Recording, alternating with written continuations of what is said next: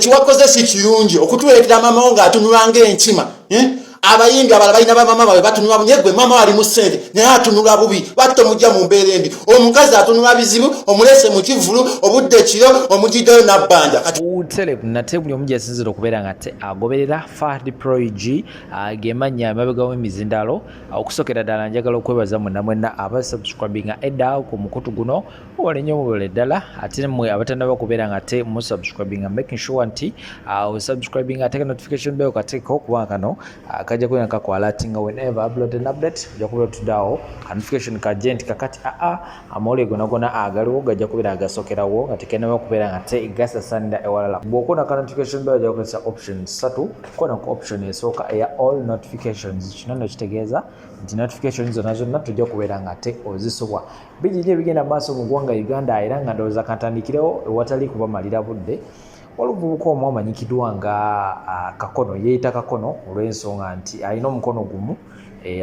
gumu ali ku TikTok yavuddeyo oluvannyuma lw'okubeera nga Gravity Omutujju yalegeza ekivulu kino kyabadde very successful wabula ebimu ku ebyenjawulo ebyabaddewo as usual bamama babeerangawo okubeera nga tebasupportinga oba okuwagira abaana baabwe era buli muyimbi ategeka amake sure nti mama we abeera ku mwanje wali oba taata we wabeera nga wali mu bulamu bw'ensi era ne Gravity Omutujju bwatyo bweyasazeho okubeera nga te ensonga zino azikwasaganya kwe kubeera nga te aleeta mama we n'amuwa tebo wali wabula ekyenjawulo omuvubuka ono yavuddeyo n'agenda butereevu wali ku mukutu gwe ogwa TikTok ng'omanyi nti TikTok teriiko nnyo mateeka gali awo gafuga ebigambo byogerwa munaye omuvubuka ono yavuddeyo n'ayogera ebigambo ebinene nze nange kennyini bye sitasobola kubeera nga te mpisa mu kamwa wabula gwe atasobodde okubeera nga te obirabako olina omukisa genda kubeera nga te nkuterawo vidiyo eyo osobole okubeera nga te olaba biki byesobodde okwogera ku mama Gravity ky'oba omanya yamuvumye yamwogeddeko ebigambo ebikankana era nga byonna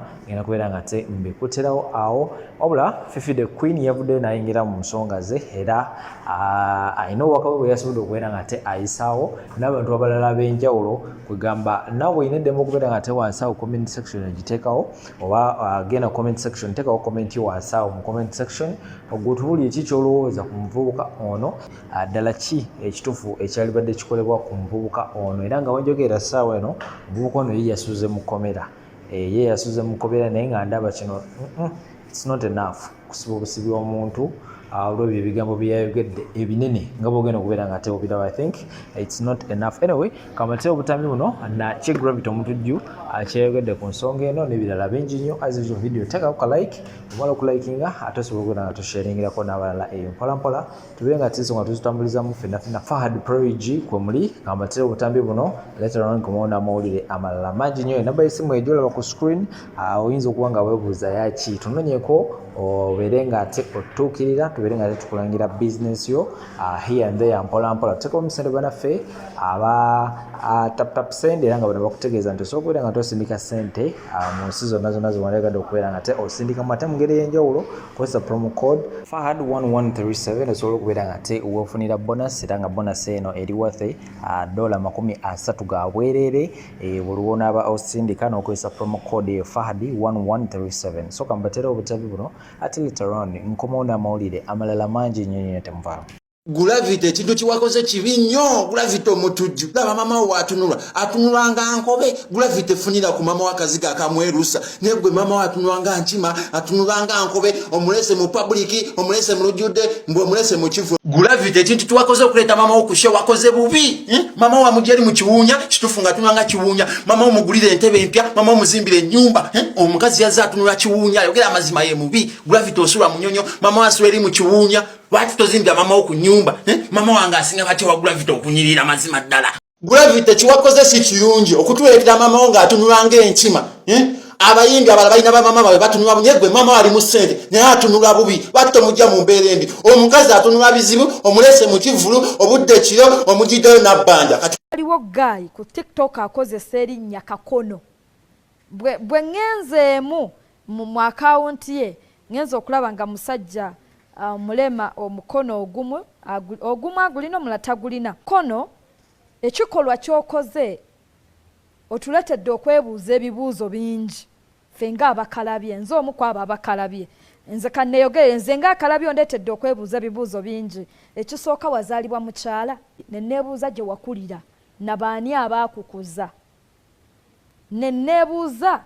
society mw'owangaalira efaanana etya. Omukulu oyo Kakono avumye mama wa Gravity, akozeseza ebigambo mama Gravity lwaki otuleetya mama we alinga enkima. Like seriously how? Odde otya ku maama wa muno n'ovuma enkima ng'akukoze eki?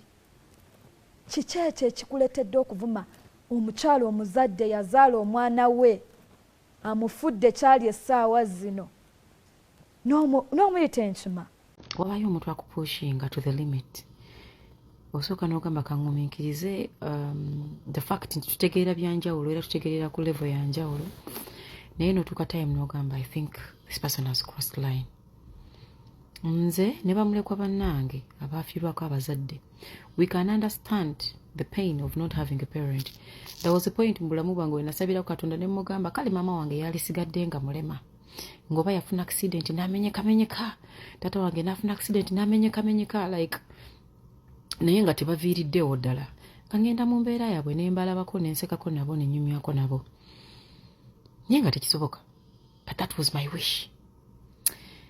I've seen a video of one fool. Ate bagamba Katonda tageera bubi, naye nsaba Katonda ekyatwala omukono gw'oyo omusajja kidde kitwala obulamu.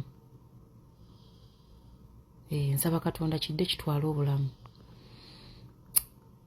Sometimes comment ne likes zibeemazaamu. Kyova olaba lwe nakola video ne mbagamba nze sikyasaasira nnyo bantu, osanze yagwa eddalu, osanze mulema, osanze ayina default, n'ogamba ye Mukama lwaki omuntu ono wamukola bwoti. Katonda aba yakiraba, Katonda aba n'ensonga ze, lwakubanga tuli baana b'abantu tetusobola kulaba bintu bya mwoyo na nsonga za Katonda. Baganda bange abalina obulemu ku mikono abafuna accident abali born naturally like that, I am sorry. Muyinza okufiiringa nga abali offended in this video, but I am not talking about you. I am talking about this one fool. Baganda bagamba lumala emmere balina balugera olugero silumanyi bulungi. Nakunulya n'ogamba Mukama maama wange naafa guno muguuna ne gusigala ku nsi, taata wange naafa guno muzimu ne gusigala ku nsi. Bantu mwe musose we mulina okukoma. Omukazi gw'ovuma nkimanyi tomulabanga nako maaso ku maaso, omulaba ku kamera, takuvumanga nako.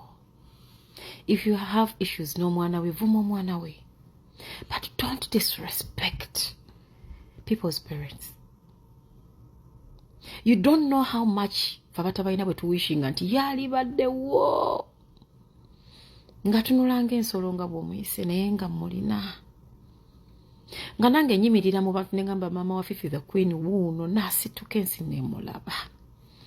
I don't care oba wuwo mulungi, I don't care oba wuwo mwerumata, nze yoyo Katonda gwe yampa. Maama tebamugula ku dduuka nti njagenda musubule, otherwise trust me siri bulungi nnyo nti nze nkyasinza okuba omugaggamu, nze naaligenze ne ngula maama omulala singa waliwo chance eyo. But abantu nga mmwe mutwerabiza Katonda, abantu nga mmwe bebasanga ku makubo nga watugiddwa n'ofa, abantu nga mmwe bebatomere emmotoka oli n'agamba iye omuntu ono gwe batomedde abadde bali wa luguudo naye oli amukubye emmotoka n'adda n'emabega n'akufootola making sure nti n'omuzimu gwo gufa. Kantu gwe you deserve a painful death. Ogwana okufa obulumi, ogwana entaano okunyiga, ogwana emizimu okubonyaabonyeza emagombe eyo ng'otuuseeyo. Just because oyina ka smartphone akakalayisi. Maama wa Gravity si yakuleetako obulemu ku mubiri gwo. Saba Katonda ekyatwala omukono kidde kitwala obulamu. Bwe kiba tekisobola butwala kikutwale ku street muntu gw'ozunge mpaka lw'olifa. Bantu mmwe muyitiriza, you overpush people. Mujja abantu mu gwa Katonda gwani. Like I had to call people abayinza okumanya and everyone was like Fifi, don't waste time. Do you people think sometimes? N'ogamba kandowoozeeko amagezi amazaala agamwe gakola ddi. omukazi atajja mu kamera, omukyala ajja mu kamera ku lw'omukwano gw'omwana.